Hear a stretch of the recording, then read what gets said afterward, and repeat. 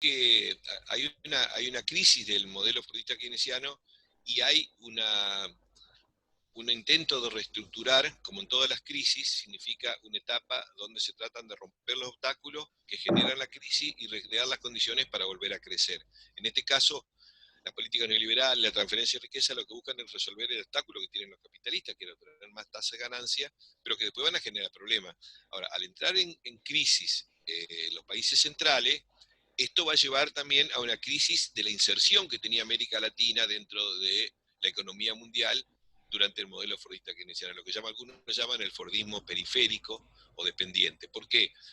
Porque a partir de los años 70, frente a la crisis de los países centrales, va a haber una caída muy fuerte de la demanda que hacían de materia prima y de alimentos de América Latina. Entonces América Latina va a tener su motorcito externo, que era el crecimiento a la base de las exportaciones, que va a estar seriamente afectado. Pero también la reestructuración tecnológica va a llevar a la obsolescencia de toda la estructura industrial y la industria de América Latina se va a encontrar también con dificultades, ¿no? Además de las dificultades de que las políticas neoliberales van a llevar a una caída muy fuerte de la demanda interna, de manera de que esa economía y esa sociedad que creció durante 25 o 30 años de América Latina ensamblada al capitalismo desarrollado del Fordismo central, ya no tiene que reestructurarse. Es decir, que acá va a haber un impacto muy fuerte que va a venir de la mano de cambios políticos, ¿no? Porque los cambios políticos en América Latina van a ser a partir de políticas neoliberales, pero impulsadas no en forma democrática, sino por una oleada de gobiernos dictatoriales, es decir, golpes militares, que van a empezar con Chile en el 73, golpes militares represivos y genocidas, Chile en el 73, Argentina en el 76, después golpes, bueno, semigolpes en algunos países, que van a abrir una etapa nueva en América Latina, que va a acompañar este proceso, digamos, yo diría, de descomposición social que va a implicar el capitalismo neoliberal en todo el mundo y en América Latina. No sé, Rubito, vos si querés comentar algo sobre esto. No, no, perfecto. Simplemente hacer un brevísimo raconto, digamos que el, la crisis del fordismo keynesiano o el sistema fordista keynesiano a nivel mundial tiene características no del todo o exactamente iguales a lo que aconteció en América Latina con el llamado, como vos bien dijiste, así creo que también lo llama Armando Córdoba, el fordismo periférico. Fordismo periférico, digamos, que a todos los problemas que ya tenía este sistema, este tardo capitalismo en el margen, como llaman algunos sociólogos, es decir, en la periferia, se le suma lo que dice Luis, la omnipresencia de modelos o de proyectos políticos neoliberales que comienzan, es cierto, con gobiernos dictatoriales. Así es derrocado el gobierno de Salvador Allende en el año 73, el de Isabel Perón en el 76, y bueno, de pronto toda América Latina se encuentra sumida en cruentas dictaduras que no solamente instauran un modelo de violencia, de represión, de aniquilamiento de derechos, sino fundamentalmente, siempre decimos, tienden, ese es el objetivo fundamental, a restablecer o a crear un nuevo orden económico, es decir, intentan generar un nuevo patrón de acumulación que dejará las bondades, aún con sus limitaciones, del productivismo producto de esta larga onda de capitalismo, como llama Kondratiev, que es 25 o 30 años de capitalismo mundial, inmerso en lo que se llama el welfare state, es decir, el estado de bienestar, y vamos a pasar a una etapa que yo creo que Luis ya se tiene que haber dicho hasta el cansancio, empieza a meterle bala, es decir, entra el pelotón de fusilamiento a pretender fusilar, a herir de muerte al sistema fordista keynesiano, es decir, en Argentina, para darle un nombre más vernáculo, al proceso de industrialización sustitutiva. Tal cual, exacto.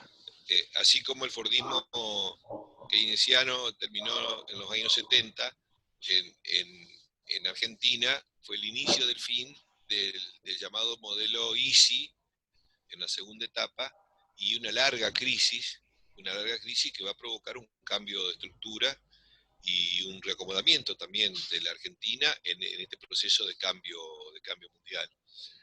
Quizás yo, solamente para cerrar, decir que, porque esto lo vamos a volver a ver cuando analicemos la Argentina, tanto histórica como actual, que el mundo hoy ha sido profundamente cambiado y reestructurado por las políticas neoliberales, y ha sido tan exitoso que ha generado nuevos problemas. Uno de los problemas que ha generado que esos capitales que se volcaron a la especulación y al sector financiero para valorizarse más, para ganar más lo que no ganaba en la actividad productiva, son los sectores más exitosos, los que están comandando todos los procesos de reestructuración capitalista, y han acumulado de tal manera la riqueza en un sector minúsculo y muy reducido de la población mundial, al punto de que el 1% de la población mundial tiene más riqueza que el 99% restante, es decir, hay un proceso de concentración fenomenal.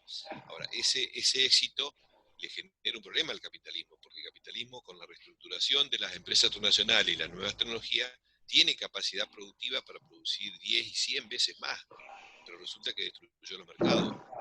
No hay, este es uno de los problemas fundamentales que tiene el capitalismo como sistema, es que no hay una salida, por lo menos a corto o mediano plazo, de que pueda existir una expansión, porque no hay ninguna demanda que pueda garantizar un crecimiento de la producción, porque no hay mercado.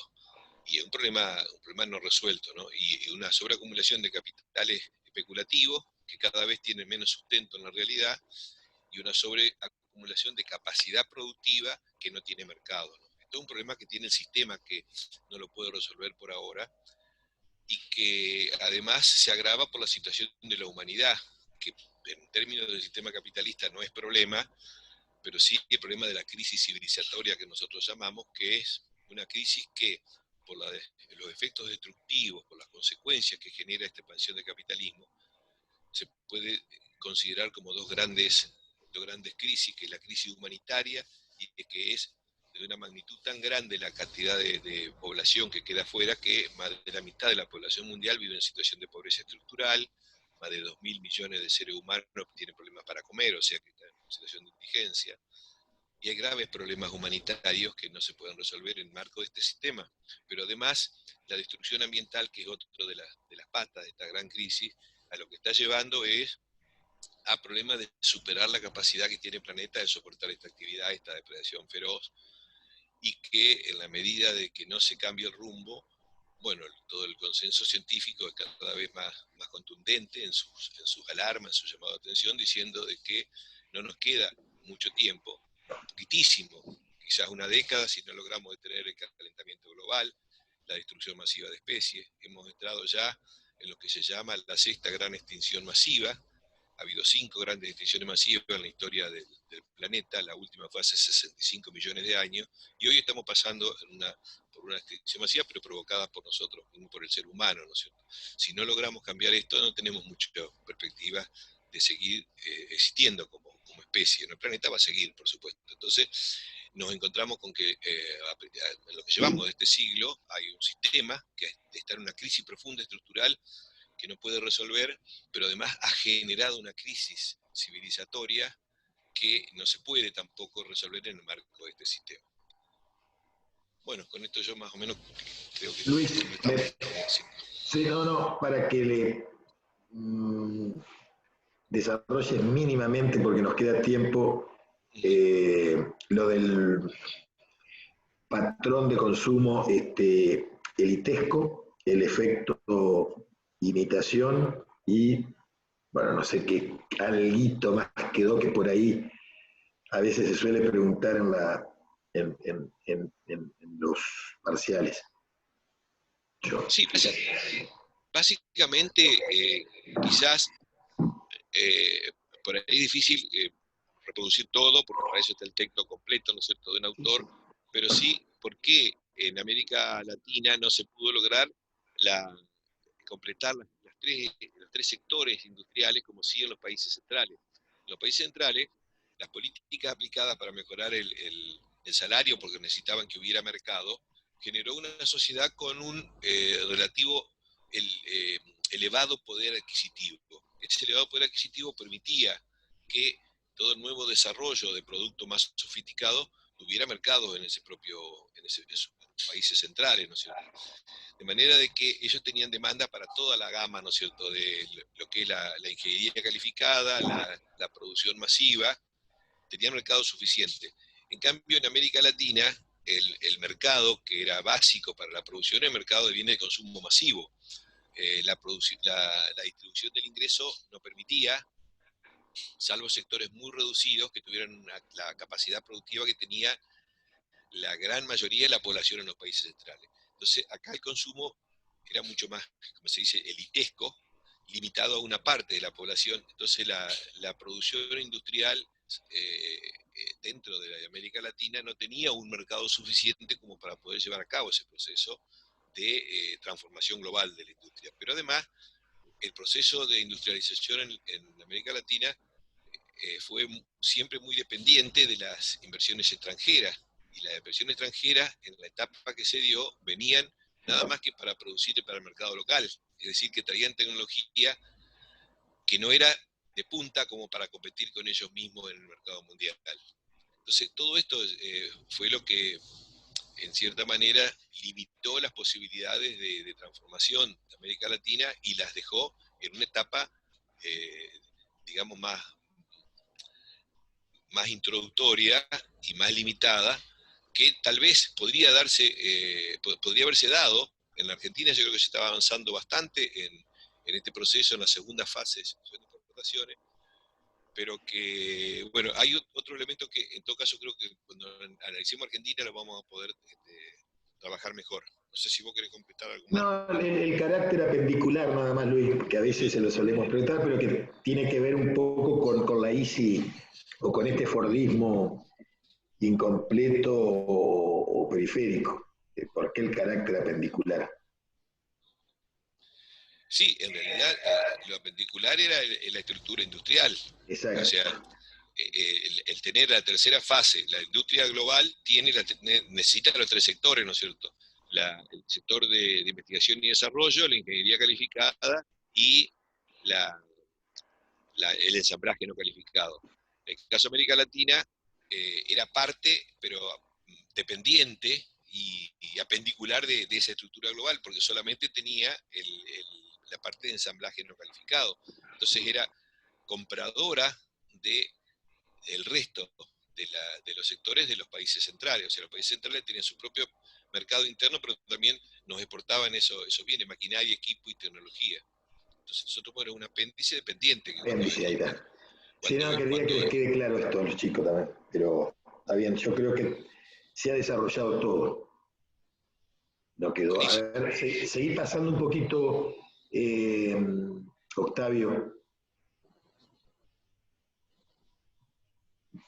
A ver. Sí, quedó. Sí,